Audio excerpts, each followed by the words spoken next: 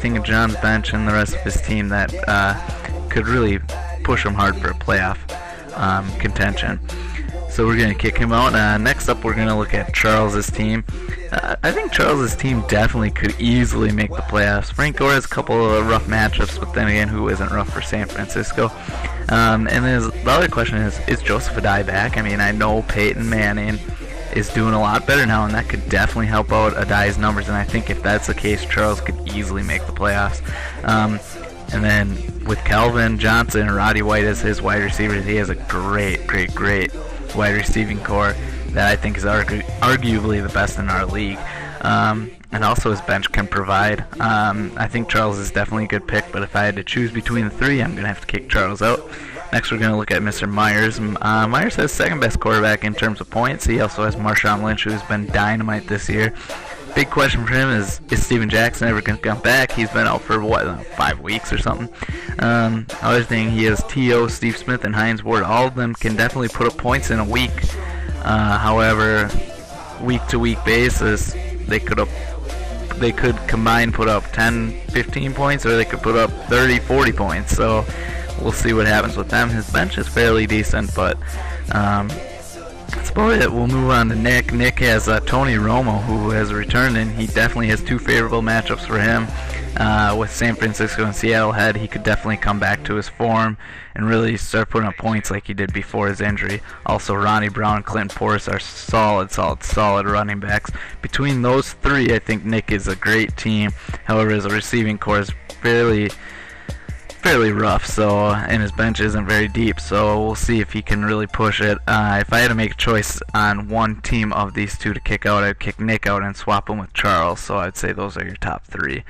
Moving on, we're going to go to the playoff projections. I think Myers will get the 5th seed. I think Pete Ritchie will get the 4th seed, and at the bye will go to Charlie Marguerite. I think Ritchie will prevail over Mr. Myers and then face Mr. Marguerite in the second round of the playoffs, and I think Mr. Marguerite will indeed come out on top.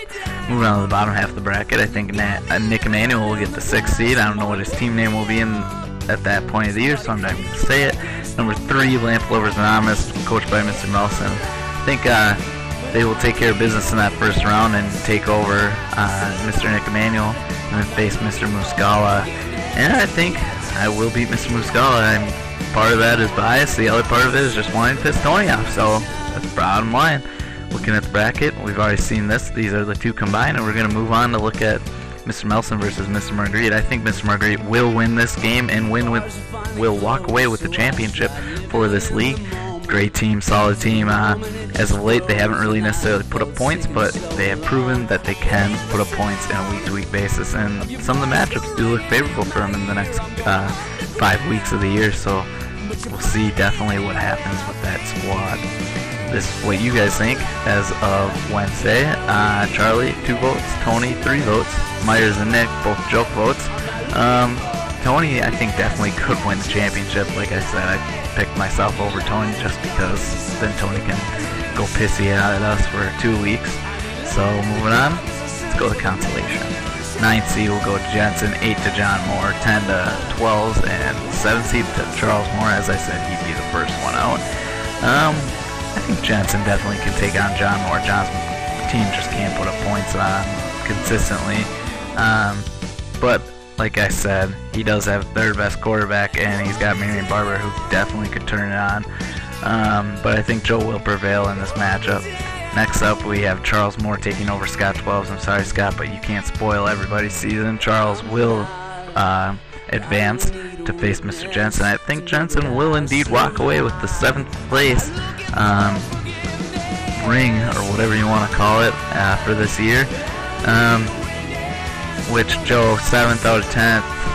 Put that into the Notre Dame equation, that equals championship in 2 years, right? Yeah, that's right. That equation is also known as the Jimmy Clausen equation for some of you. Peter probably agrees. So Joe, I would say in the next couple of years you should be winning a championship if you want to go by that equation. Moving on, Charlie Marguerite will be 1st place. And there's the rest of the league for you. Charlie, Matt, Peter, Tony Muscala will round up the top 4. Nick Manuel and Ryan Myers will be 5th and 6th respectively. Joe Jensen, Charles Moore, Scott 12s, and John Moore.